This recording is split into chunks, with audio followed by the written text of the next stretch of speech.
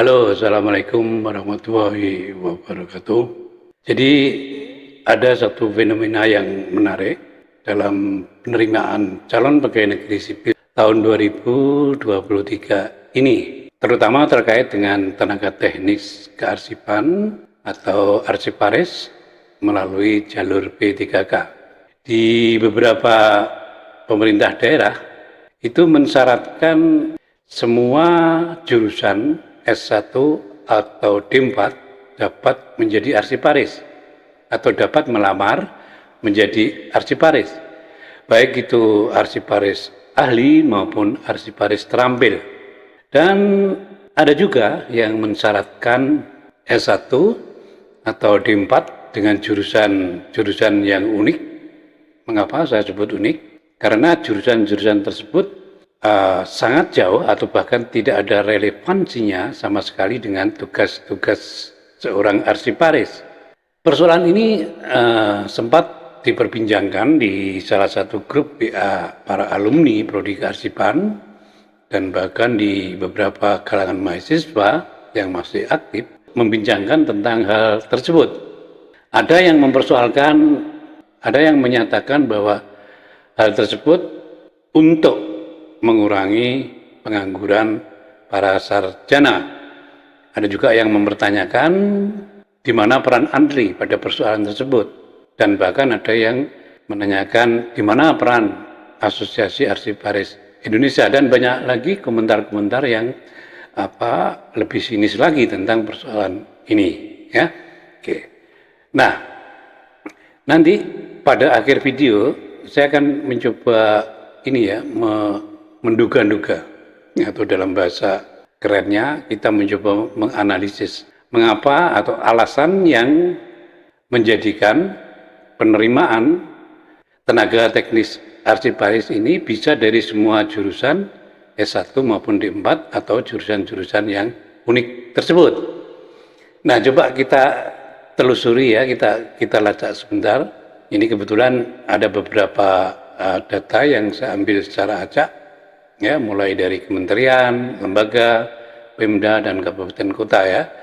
Baik, kita mulai dari kementerian dulu ya. Oke, ini di salah satu kementerian, ini untuk tenaga arsiparis pertama, ahli pertama arsiparis, dan juga arsiparis terampil. Ini kualifikasi pendidikannya ini relevan dengan kerja seorang arsiparis ya. Misalnya ini ada ilmu informasi dan perpustakaan dan seterusnya sampai administrasi publik. Begitu juga untuk yang D4 dan D3.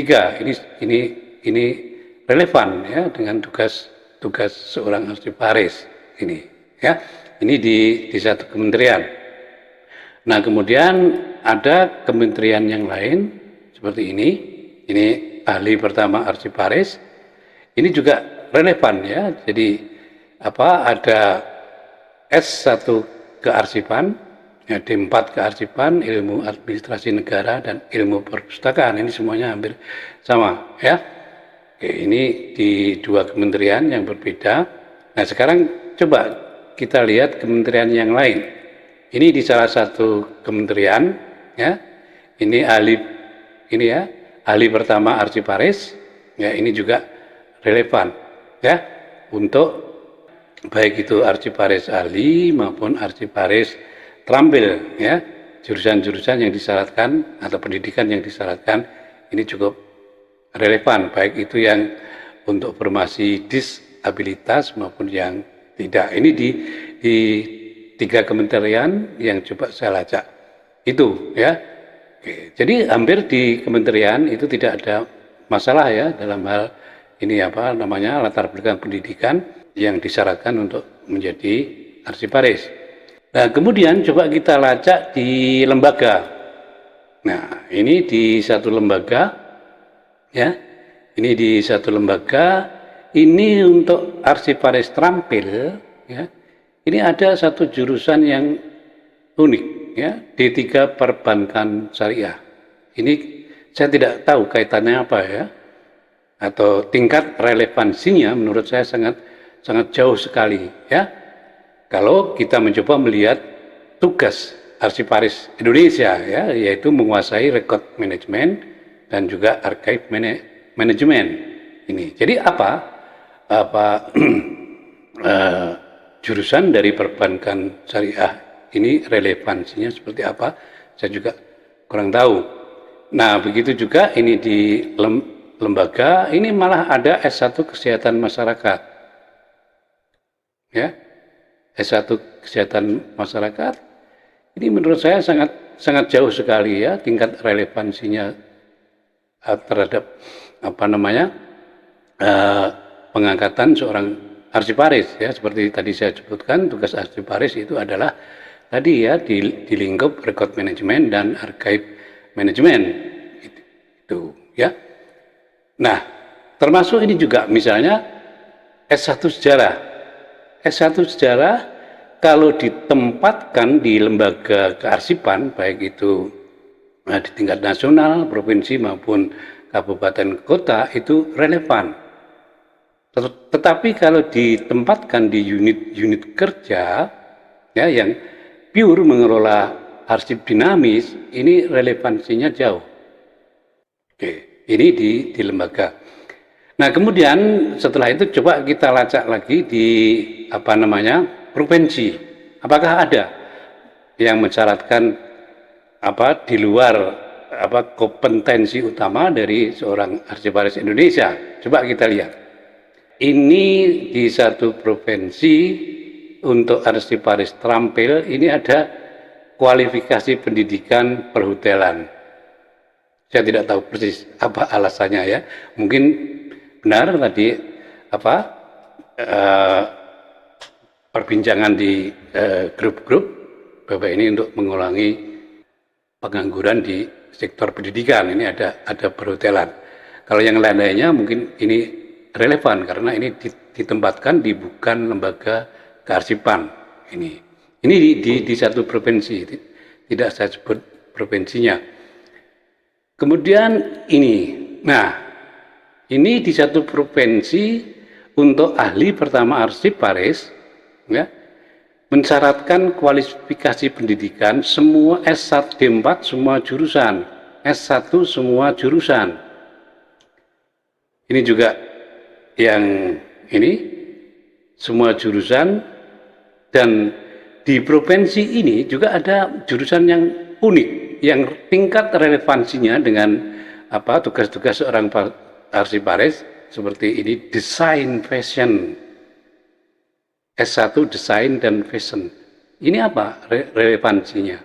Ya, jadi ada yang mensyaratkan semua jurusan, ada yang mensyaratkan satu jurusan atau program studi yang tingkat relevansinya sangat jauh ini ya.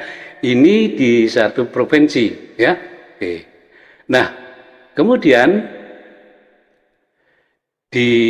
masih di provinsi, dan ini juga mensyaratkan ini untuk ahli pertama ini semua jurusan ya. Kemudian bahkan ada yang mensyaratkan S1 teknik arsitektur. Saya yakin tidak ada yang melamar. Ya, saya yakin tidak ada, maksud saya lulusan S1 teknik arsitektur, saya yakin tidak ada yang mau melamar menjadi arsiparis. Ya, oke ini ya. Oke, kalau ini tepat ya di 3 kearsipan, S1 kearsipan ya, ini termasuk juga akuntansi ya, dan juga ini. Nah, ini ada kesalahan juga. S1 arsiparis di seluruh dunia termasuk Indonesia itu tidak ada program studi S1 arsiparis. Nanti saya tunjukkan kesalahan-kesalahan seperti ini terjadi di Pemda ya, ini untuk tingkat provinsi. Nah, kemudian kita masuk ke tingkat ini ya, kabupaten. Coba kita lihat. Ini di salah satu kabupaten ya, di wilayah Barat Jawa, ini juga mensyaratkan D3 semua jurusan. Kemudian yang unik lagi, ini mensyaratkan D3 keperawatan. Padahal ada tenaga teknis keperawatan. Saya tidak yakin ini mau melamar menjadi arsiparis ini Ya, ini juga ada keperawatan ini. Dan di provinsi lain, ya, ini di provinsi lain di wilayah timur Jawa, ya, ini sudah sangat tepat, ya. Ya, kalau yang tadi di wilayah barat, ini di wilayah Jawa, ya. Ini kualifikasi pendidikannya ini tepat, ya. Ada administrasi negara, akuntansi, manajemen, hukum, dan S1 kearsipan, bla bla bla dan seterusnya. Oke, kemudian ada satu ini kabupaten di wilayah Indonesia Timur, ya, untuk ahli pertama arsiparis. Seperti tadi, ini mensyaratkan D4 arsiparis, S1 arsiparis, S1 arsiparis, D4 arsiparis, S1 arsiparis. Seperti tadi saya katakan, di seluruh dunia itu tidak ada program studi yang namanya D4 arsiparis atau R1 atau S1 arsiparis, ya. Nah, kesalahan-kesalahan dasar seperti ini kalau Pak Joko mau tahu pasti akan dibabat habis ini, ya. Kesalahan-kesalahan seperti ini, dan juga mempertanyakan pasti di mana peran ANRI dalam konteks rekrutmen tenaga profesional arsiparis itu, atau bahkan di mana peran Asosiasi Arsiparis Indonesia, ya, yang Pak Joko Utomo menjadi penasihat ahli atau apa di sana, ya. Ini di tingkat kabupaten, ya. Ini ada lagi, ini di tingkat, nah, S1 arsip, S1 arsiparis, D4 arsip, D4 arsiparis. Ini kesalahan-kesalahan, ya. Kesalahan-kesalahan yang sebenarnya tidak perlu dilakukan, ya. Kalau ada koordinasi, ya, antara Pemda dengan lembaga kearsipan atau dengan akademisi di lingkungan perguruan tinggi, ya, tentang kualifikasi pendidikan ini, ya. Oke, ini, dan bahkan saya menjumpai di satu kabupaten itu ada yang mensyaratkan diantaranya adalah S1 Sastra dan Bahasa Indonesia. Ini malah aneh. Kalau misalnya mensyaratkan S1 Bahasa Belanda, kemudian ditempatkan di lembaga kearsipan, dan di lembaga kearsipan tersebut menyimpan arsip-arsip bahasa Belanda, itu sangat relevan. Mungkin di training, di diklat sebulan 2 bulan mengenai pengelolaan arsip statis, mereka out, ya, untuk prodi bahasa Belanda ini, ya. Ada juga yang mensyaratkan prodi bahasa Inggris, ya. Dan juga ada yang mensyaratkan yang ini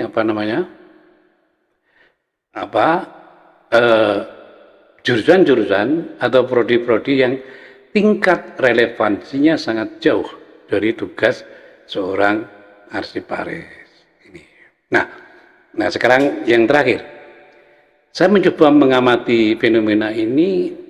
Ada kemungkinan memang betul, di satu sisi memberi kesempatan kepada lulusan sarjana atau D4 atau D3 semua jurusan untuk menjadi arsiparis. Mengapa? Pengalaman 2 tahun, ya, 2 tahun yang lalu ketika dibuka penerimaan ini CPNS, itu di beberapa daerah itu untuk tenaga teknis arsiparis itu bahkan tidak ada yang melamar. Maksud saya, ketika ditentukan kualifikasi pendidikannya, misalnya D4 kearsipan atau D4 perpustakaan, D4 administrasi negara, atau prodi-prodi yang relevan, yang relevan dengan ini kerja arsiparis, itu justru malah tidak ada yang melamar. Nah, bahkan terakhir ketika ini penerimaan CPNS tahun 2023 ini yang berakhir pada tanggal 9 kemudian diperpanjang dua hari lagi, itu malah ada di tingkat provinsi yang mensyaratkan tadi, ya, di S1 ada di 4 kearsipan, perpustakaan dan lain-lain. Itu sampai detik terakhir itu tidak ada yang melamar. Bahkan di satu kabupaten di Yogyakarta itu untuk arsiparis terampil yang membutuhkan 2 arsiparis terampil dengan kualifikasi pendidikan D3 kearsipan, D3 informasi, D3 perpustakaan yang mempunyai tingkat relevansinya tinggi, itu tidak ada yang melamar sampai hari terakhir ini. Mungkin itu ya salah satu sebabnya. Jadi lulusan D4 kearsipan itu tidak semuanya ingin menjadi arsiparis. Dilihat dari Dilihat dari fenomena yang terjadi pada penerimaan CPNS maupun penerimaan P3K ya beberapa tahun yang lalu bahkan sampai sekarang. Nah, kalau diadakan satu kajian atau tracing study, jadi setahun setelah mereka lulus itu apakah semuanya bekerja di bidang kearsipan atau hanya 50% atau bahkan di bawah 50%, yang lainnya menjadi wira swasta. Dan saya dengar mahasiswa saya itu malah ada juga yang menjadi guru di satu madrasah, ada yang menjadi desainer, ada yang menjadi MC, macam-macam ya. Jadi di lingkungan lulusan kearsipan sendiri itu tidak semuanya berminat menjadi arsiparis. Makanya jurusan-jurusan yang lain yang kemungkinan berminat menjadi arsiparis dibuka pada tahun 2023 ini. Itu dugaan saya mengapa ada penerimaan tenaga teknik arsiparis dengan kualifikasi pendidikan semua jurusan ya D4 maupun S1 untuk yang arsiparis ahli maupun untuk yang arsiparis terampil D3 atau D3 semua jurusan atau D3 prodi-prodi yang unik tadi. Ya, saya kira itu. Terima kasih. Assalamualaikum warahmatullahi wabarakatuh.